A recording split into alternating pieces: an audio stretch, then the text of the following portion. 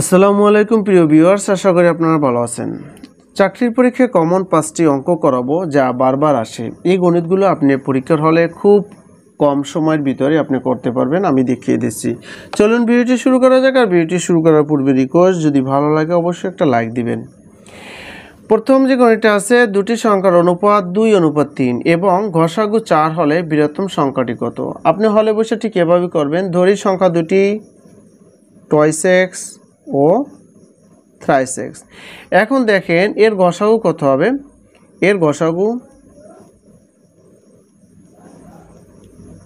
এর গসাগুর বেলা আমরা কি নিই? কমন নিই, তাই না? তাহলে কমন যেটা আছে এখানে আছে এক্স এক্স, তো আমরা এক্স নিতে পারি। তার মানে এই সংখ্যা দুটির গসাগু তাহলে কি পেলাম আমরা? এক্স। প্রশ্ন মতে বলা আছে, দেখেন প্রশ্নে আবার বলা আছে গসাগু 4 হলে, তাহলে অতএব according to the question x equal to কত হবে? 4। হ্যাঁ, এখন বৃহত্তম সংখ্যাটি কত? বৃহত্তম সংখ্যাটি এখানে কত? থ্রাইস এক্স বৃহত্তম, তাহলে 3x এর মান আছে কত? 4। সরি, বাংলিশ হয়ে গেল। হ্যাঁ, তাহলে কত? 3 4 12। এই হচ্ছে উত্তর। ঠিক আছে, তাহলে সঠিক উত্তর কী হবে? গ নাম্বারটা। এভাবে আপনি হলে বসে শর্টকাট অ্যান্সার দিতে পারেন। আর আমি যতগুলো গণিতই করাই, একটা গণিতই কিন্তু আমি আজে বাজে ধরছি না। এই গণিতগুলো কোনো না কোনো সরকারি চাকরি পরীক্ষায় কিন্তু ঘুরে ফিরে আসে, ওই ধরনের গণিতগুলো আমি করাচ্ছি। সুতরাং আপনি দেখলে আপনার সময় অপচয় হবে না, কাজে আসবে। ওকে, আমরা পরবর্তী গণিতে চলে যাচ্ছি। 2 নম্বর গণিতটা বলা আছে 1 থেকে 99 পর্যন্ত সংখ্যাসমূহের গড় কত? এই সংখ্যাগুলোর গড়ের সূত্রটা কি হবে? এগুলো আপনি কয়েক সেকেন্ড উত্তর দিতে পারবেন। কি শেষ পদ?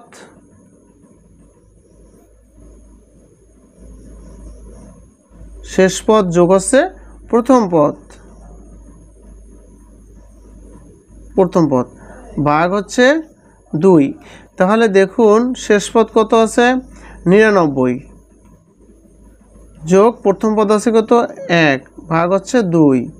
তাহলে কত? 99 আর 1 100 ভাগ 2 সমান কত? 50 2 150। এই হচ্ছে উত্তর। ঠিক আছে, তাহলে সঠিক উত্তর হচ্ছে ঘ নাম্বারটা। এভাবে আপনি শর্টকাটে করবেন। ওকে, আমরা পরবর্তী গণিতে চলে যাচ্ছি। 3 নম্বর গণিতটা বলা আছে কি পিতা ও পুত্রের বয়সের অনুপাত 11:4। পিতার বয়স 44 বছর হলে পিতা ও পুত্রের বয়সের সমষ্টিগত। ঠিক আমরা এর আগের যে গণিতটা করেছিলাম ওভাবে করতে পারি। আমরা এখানে লিখব কি, ধরি পিতার বয়স, পিতার বয়স কত? 11x বছর। ঠিক আছে, পুত্র ধরলাম কত? 4x বছর, তাই না? এখন দেখেন বলা আছে পিতার বয়স 44 বছর, তাহলে আমরা লিখতে পারি 11x, প্রশ্ন মতে লিখতে পারি 11x ইকুয়াল টু 44 বা x ইকুয়াল টু কি 44 ভাগ হচ্ছে কি 11, 4 11 44। তাহলে এখানে আমরা কি অতএব x সমান পাইলাম কত? 4। হ্যাঁ, এখন আপনার পুত্রের বয়স বের করতে সমস্যা আছে? নাই। পুত্রের বয়স কত? 4x। হ্যাঁ, অতএব পুত্রের বয়স আমরা একটু লিখে নিই। পুত্রের বয়স আপনি হলে বসে শর্ট করে করবেন, এত লেখার দরকার না, আমি আপনাকে বোঝানোর জন্য লিখছি। ঠিক আছে, পুত্রের বয়স আপনি হলে বসে এত লিখলে সময় পাবেন না। পুত্রের বয়স কত? 4x। এ হচ্ছে 4x এর মান পাইলাম কত? 4। তাহলে কত হলো? 16 বছর। পুত্রের বয়স কত? 16 বছর। ওকে, এবার বলা আছে পিতা পুত্রের বয়সের সমষ্টি কত হবে? তাহলে পিতার বয়স কত? 44, তাহলে 44 যোগ হচ্ছে কি 16, পুত্রের বয়স হচ্ছে 16, তাহলে 6 আর 4 10, 2 আর 4 6, কত? 60 বছর। 60 বছর, তাহলে সঠিক উত্তর হচ্ছে ঘ নাম্বারটা। আমরা পরবর্তী গণিতে চলে যাচ্ছি। 4 নম্বর গণিতটা কি আছে? 0.3 গুণন 0.03 গুণন 0.003, অথবা এগুলো 2 দিয়ে থাকতে পারে, 3 5 1 2 এরকম দিয়েও কিন্তু থাকতে পারে।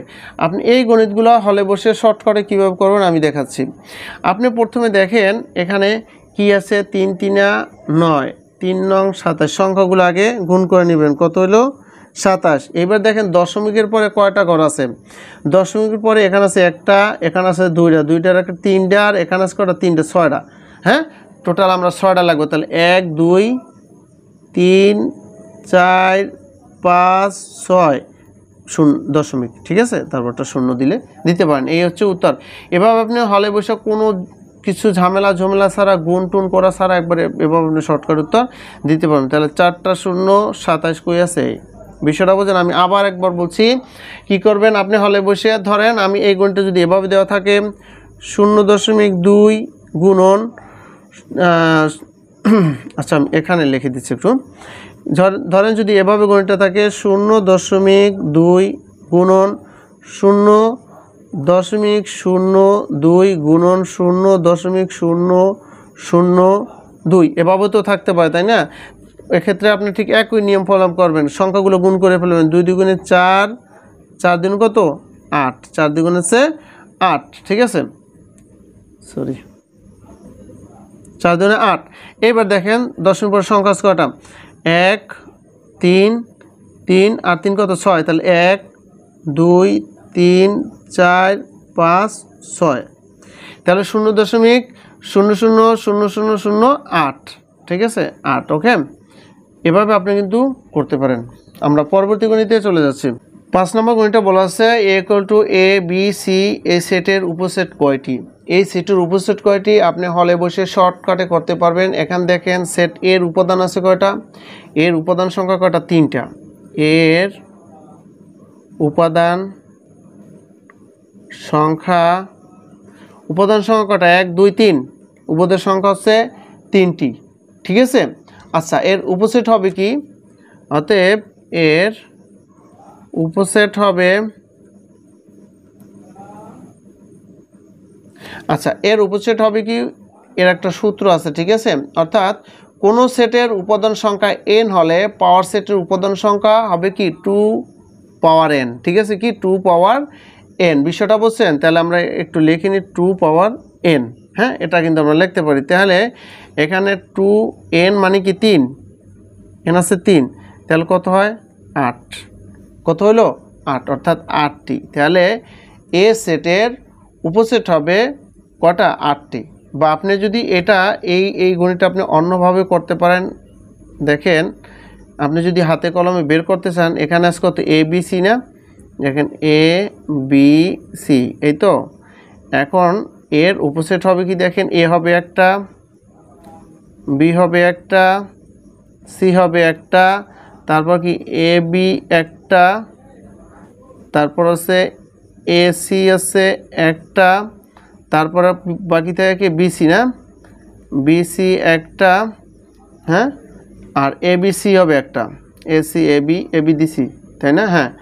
এবারে আর কি এ বি সি হবে একটা, এ বি সি হবে একটা, আর একটা হবে কি ফাঁকা সেট হবে একটা। তাহলে দেখেন 8টা হলো কিন্তু 1 2 3 4 5 6 7 8, এভাবে আপনি দেখতে পারেন, ঠিক আছে। তো সুতরাং আপনি শর্টকাটে এই নিয়মটা হচ্ছে বেস্ট, ওকে। তো ভিউয়ার্স আজকে ভিডিওটি এ পর্যন্তই। ভিডিওটি ভালো লাগলে অবশ্যই লাইক শেয়ার কমেন্ট করে উৎসাহিত করবেন। আর আপনি যদি আমার চ্যানেল নতুন দর্শক হয়ে থাকেন অবশ্যই চ্যানেলটি সাবস্ক্রাইব করবেন। ভালো থাকবেন, আসসালামু আলাইকুম।